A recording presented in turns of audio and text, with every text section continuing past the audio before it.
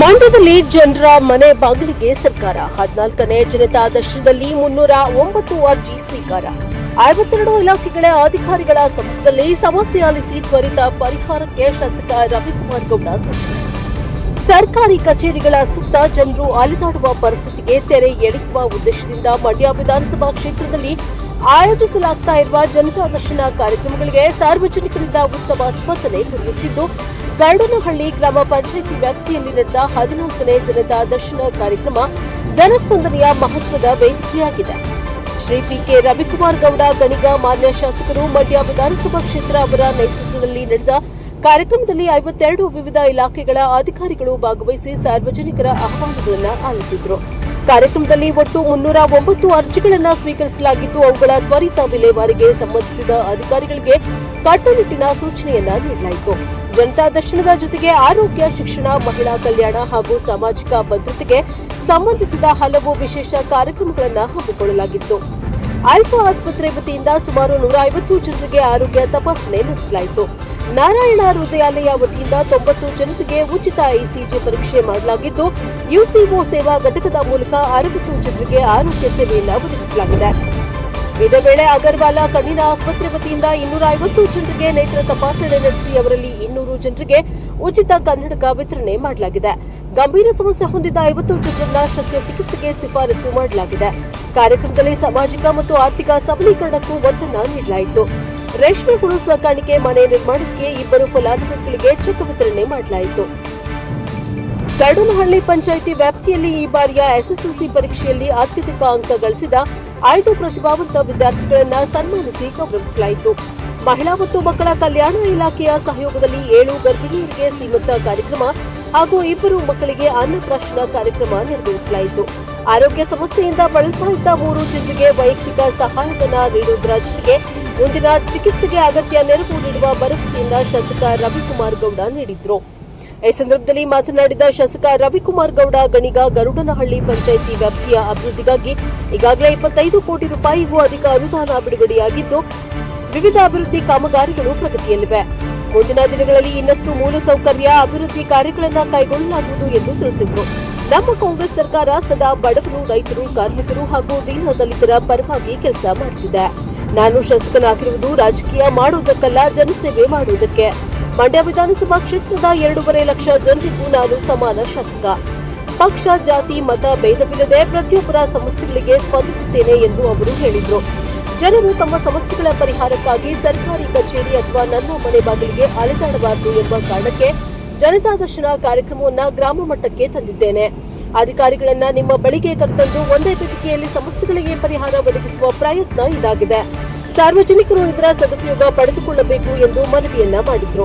ನಿವೇಶನ ರಹಿತ ಕುಟುಂಬಗಳಿಗೆ ನಿವೇಶನ ಕಲ್ಪಿಸುವ ಮಹತ್ವಾಕಾಂಕ್ಷಿ ಯೋಜನೆ ಕುರಿತು ಮಾತನಾಡಿದ ಅವರು, ನನ್ನ ಕ್ಷೇತ್ರದಲ್ಲಿ 5,000 ಕುಟುಂಬಗಳಿಗೆ ನಿವೇಶನ ನೀಡುವ ಗುರಿ ಹೊಂದಿದ್ದೇನೆ. ಈಗಾಗಲೇ 1,500ಕ್ಕೂ ಹೆಚ್ಚು ನಿವೇಶನಗಳನ್ನ ಹಂಚಿಕೆ ಮಾಡಲಾಗಿದೆ. ಉಳಿದ ಫಲಾನುಭವಿಗಳಿಗೂ ಹಂತ ಹಂತವಾಗಿ ನಿವೇಶನ ಒದಗಿಸಲಾಗುವುದು ಎಂದು ಹೇಳಿದರು.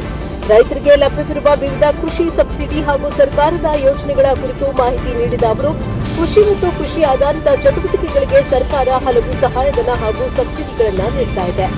ರೈತರು ಅವುಗಳ ಸದುಪಯೋಗ ಪಡೆದುಕೊಳ್ಳಬೇಕು. ಇಂದಿನ ಜನತಾ ದರ್ಶನದಲ್ಲಿ ಸಲ್ಲಿಕೆಯಾದ ಎಲ್ಲಾ ಅರ್ಜಿಗಳನ್ನು ಪರಿಶೀಲಿಸಿ 1 ತಿಂಗಳೊಳಗೆ ಸಮಸ್ಯೆಗಳ ಪರಿಹಾರಕ್ಕೆ ಕ್ರಮ ಕೈಗೊಳ್ಳುವಂತೆ ಅಧಿಕಾರಿಗಳಿಗೆ ಸೂಚನೆಯನ್ನ ನೀಡಿದ್ದೇನೆ ಎಂದು ತಿಳಿಸಿದರು. ಗ್ರಾಮೀಣ ಪ್ರದೇಶದ ಜನರಿಗೆ ಸರ್ಕಾರದ ಸೇವೆಗಳನ್ನು ನೇರವಾಗಿ ತಲುಪಿಸುವ ಪ್ರಯತ್ನವಾಗಿ ಆರಂಭವಾದ ಜನತಾ ದರ್ಶನ ಕಾರ್ಯಕ್ರಮವು ಜನರ ಸಮಸ್ಯೆಗಳಿಗೆ ಸ್ಥಳದಲ್ಲೇ ಸ್ಪಂದಿಸುವ ಪರಿಣಾಮಕಾರಿ ಆಡಳಿತ ಮಾದರಿಯಾಗಿ ರೂಪುಗೊಳ್ಳುತ್ತಿರುವುದು ಕಾರ್ಯಕ್ರಮದಲ್ಲಿ ಸ್ಪಷ್ಟವಾಗಿ ಗೋಚರಿಸಿತು. ಜನರು, ಅಧಿಕಾರಿಗಳು ಹಾಗೂ ವಿವಿಧ ಸೇವಾ ಸಂಸ್ಥೆಗಳ ಸಕ್ರಿಯ ಭಾಗವಹಿಸುವಿಕೆಯಿಂದ ಗರಡನಹಳ್ಳಿಯ 14ನೇ ಜನತಾ ದರ್ಶನ ಕಾರ್ಯಕ್ರಮ ಯಶಸ್ವಿಯಾಗಿ ನೆರವೇರಿತು. Bureau report, Prajaprabha TV, Mandya.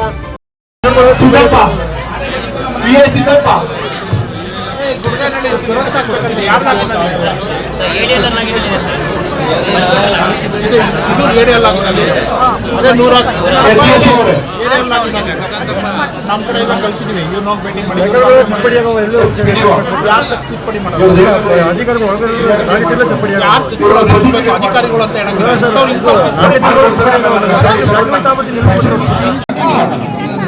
Sir ಇದು ದುಡ್ಡು ಬಂದಿದೆ ಇದು ನಾವು ಇವ್ರ ಹತ್ರ ನಾಳೆ ನಾನು ತಹಸೀಲ್ದಾರ್ ಆಫೀಸಲ್ಲಿ ಕೂತಿರ್ತೀನಿ. ನಾಳೆ 4 ಗಂಟೆ ಒಳಗಡೆ ಫಿಕ್ಸ್ ನಾನು ಬರೋ ನೀನು ನಾಳೆ ತಹಸೀಲ್ದಾರ್ ಆಫೀಸಿಗೆ ಬಾ ಚೆಕ್ ಮಾಡಿ ಹೇಳು. ಅದೇ ಸ್ಕೂಲ್ ಅಂದೋಣ ಇದುವರೆಗೂ ಸ್ಕೂಲ್ಗೆ ₹1 ಅನುದಾನ ಕೊಟ್ಟಿಲ್ಲ. ಇದಕ್ಕೆ ಸಣ್ಣ ಮಕ್ಳು LKG UKG ಮಕ್ಕಳು ಬರ್ತಾ ಇದ್ದಾರೆ. ಅದಕ್ಕೆ ಹುಡುಗರಿಗೆ ಆಟ ಆಡೋಕ್ಕೆ ಬರೀ ಓದೋದ್ರಲ್ಲಿ ಇರ್ತಾರೆ. ಅವ್ರು ಮಣ್ಣಲ್ಲಿ ಆಟ ಆಡ್ತಾರೆ. ಇದಕ್ಕೊಂದು ಎಕ್ಸ್ಪೆರಿಮೆಂಟ್ ಮಾಡಿಕೊಡಿ, ಸ್ವಲ್ಪ ಅನುದಾನ ಕೊಡಿ. ನಾವು 5,000 ಫ್ರೆಂಡ್ಸ್ ಹತ್ರ ಈಸ್ಕೊತೀವಿ ಅಂದರೆ ₹1 ದುಡ್ಡಿಲ್ಲ ಅಂತಾರೆ.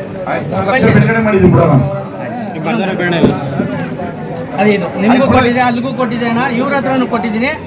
ಬೇಗ ಆದಷ್ಟು ಬೇಗ ಅಣ್ಣ ಇವ್ರನ್ನ ಬೇಗ ಕೊಡಿ. ಯಾಕೆಂದ್ರೆ ಚೇಂಜ್ ಮಾಡಕ್ಕೆ ನಾಳೆ ಬೆಳ್ಳಿ ಮಾಡಕ್ಕೆ ಸೆಕ್ರೆಟರಿ ಇದು ಅಂಗನವಾಡಿ ಅಣ್ಣ, ಅದಕ್ಕೂ ದುಡ್ಡು ಹಾಕಕ್ಕೆ ಹೇಳಿದ್ದೀನಿ ಅಣ್ಣ. ಕಿಟಕಿ ಇದು ಏನೂ ಇಲ್ಲ.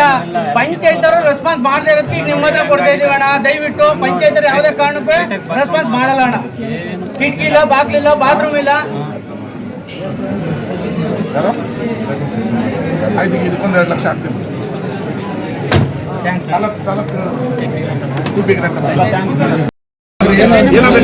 ADLR 47 ADLR ಫಿಕ್ಸ್ ಟೈಮ್ ಹೋಗಿ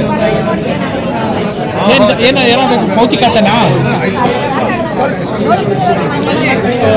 5 ಡಾಕ್ಯುಮೆಂಟ್ ಬೇಕಲ್ಲ ಬರ್ಕೊಳಮ್ಮ. ಈ ರಿಪೋರ್ಟ್ ಆಗಿರೋದು ನೋಡ್ರಿ, ಮನೆ ಬಿದ್ದೋಗಿದೆ. ಆಗಿದೆಯಾ ರಿಪೋರ್ಟ್ ಆಗಿದೆ, ಬಂದಿದ್ದು ರವಿ ಯಾವ ಊರು? ಮಾಯಪ್ಪನಲ್ಲಿ ಆಗಿದೆ ರಿಪೋರ್ಟ್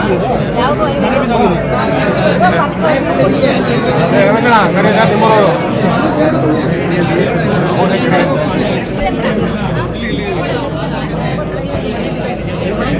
ಮನೆ ಬಿದ್ದೋಗಿದೆ. ಮನೆ ಬಿದ್ದೋಗಿರೋದು ಬಿದ್ದೋಗಿದೆ ಮೇಡಮ್, ನೀವು ರಿಪೋರ್ಟ್ ಹಾಕಿಲ್ಲ ಇನ್ನು. ಈಗ ಅರ್ಜಿ ಕೊಡ್ತಾವ್ರೆ.